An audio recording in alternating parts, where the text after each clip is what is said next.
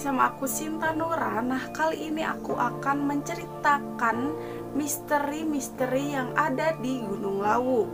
Nah, di sini aku akan menjelaskan dulu sedikit profil mengenai Gunung Lawu.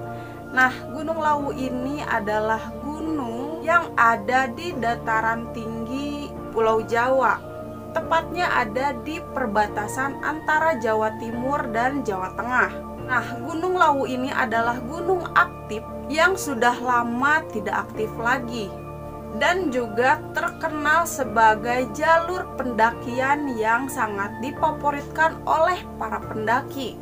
Bagi para pendaki, tidak hanya terkenal sebagai tempat jalan-jalan, Gunung Lawu juga tersohor dengan kisah-kisah mistisnya. Banyak pendaki, bahkan pelancong asing yang mengaku pernah mengalami pengalaman yang tidak mengenakan di gunung tersebut saat mendaki Gunung Lawu.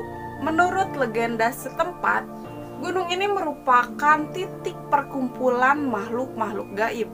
Nah, kali ini kita akan membahas mengenai legenda-legenda atau mitos-mitos yang ada di Gunung Lawu yang akan membuat bulu kuduk kalian berdiri.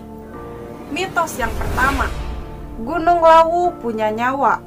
Semua orang kiranya tahu kalau gunung itu tidak memiliki nyawa. Namun beda ceritanya dengan Gunung Lawu. Gunung tiga puncak ini dipercaya bisa mendengar setiap kata yang dilontarkan dari orang-orang sekitar. Barang siapa yang ada seseorang yang berkata kasar atau tidak sopan, maka bagi mereka yang berkata-kata kotor itu akan mendapatkan balasan di akhir perjalanan.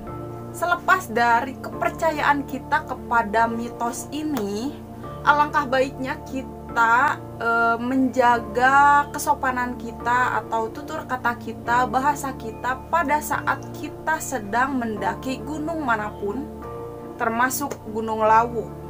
Nah, karena pada dasarnya kita berkunjung dan kita adalah sebagai tamu yang dipersilahkan datang ke gunung tersebut. Dan sudah seharusnya kita menjaga bahasa yang sangat sopan saat kita berada di gunung tersebut.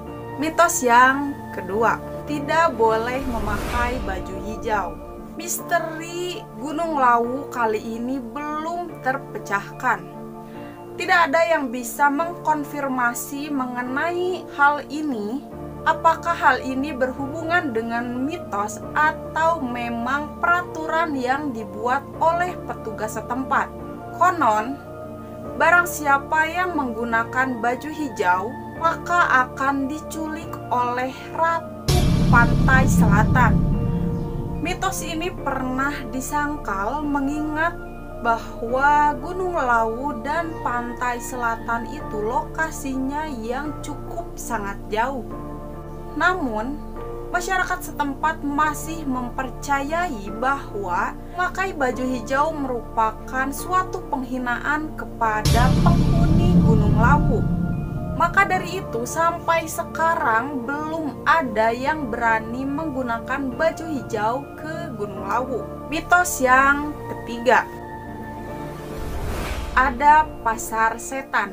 Nah, sebelum mendaki ke Gunung Lawu, para pendaki biasanya mendapatkan wejangan dari sang guru kunci. Salah satu peringatan yang disampaikan adalah menolak tawaran atau barang yang dijual di lereng gunung tersebut. Apabila ada seseorang yang mendekati kalian dan menawarkan buah-buahan atau barang apapun di lereng Gunung Lawu, ada kemungkinan itu bukan manusia. Mereka merupakan makhluk gaib yang menempati Gunung Lawu atau yang menempati pasar setan atau pasar gaib. Lokasinya tepat di lereng Gunung Lawu, beberapa meter dari garis awal. Selain diminta untuk menolak tawaran, para pendaki juga disarankan untuk melempar koin atau uang kecil, lalu mengambil batu setelahnya. Ini merupakan ritual untuk menandakan kita sudah membeli barang atau sesuatu sehingga tidak akan didekati oleh penjual gaib. Mitos yang keempat, burung jelmaan Kiai Jalak. Pada zaman dahulu, seorang kiai pengikut Prabu Brawijaya pergi ke sebuah dataran tinggi untuk menjalankan amanat raja. Dataran tinggi tersebut kini disebut dengan Gunung Lawu dan dipercaya masih menjadi tempat tinggal Kiai Jalak. Kiai Jalak adalah kiai yang sangat amat sakti dan bisa berubah menjadi seekor burung yang kini diberi nama sebagai burung jalak oleh masyarakat setempat. Konon, burung jalak jelmaan Kiai Sakti itu hanya akan menampakkan dirinya pada pendaki yang bertujuan dan berakhlak baik. Bagi mereka yang tidak taat peraturan dan meremehkan tradisi Jawa, semuanya akan terkena nasib yang naas. Mitos yang kelima, suara rintihan napas dan tangisan kesakitan. Misteri Gunung Lawu yang tidak kalah menakutkan adalah suara-suara tidak berwujud yang sering terdengar.